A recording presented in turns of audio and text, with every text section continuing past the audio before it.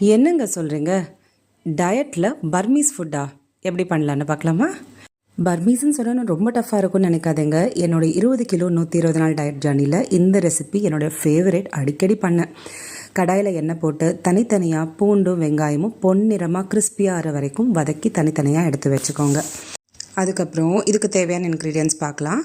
So இது one of the main ingredient. புளித்தண்ணி, lemon water, salt water, கொத்தமல்லி, அதுக்கப்புறம் முட்டை நல்லா ஆழமாக ஸ்ப்ளிட் பண்ணிக்கோங்க. அதுக்கப்புறம் நமக்கு தேவையான வெங்காயம் அண்ட் பூண்டு இது ரெண்டையுமே சாண்ட்விச் மாதிரி வச்சுக்கலாம்.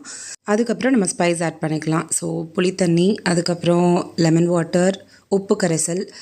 ஆக்சுவலாக சில்லி ஃப்ளேக்ஸ் கூட சிலவங்க ஆட் பண்ணிப்பாங்க. நான் இதில் ஆட் பண்ணல. கடைசியாக நான் பெப்பர் போட்டுக்கிட்டேன்.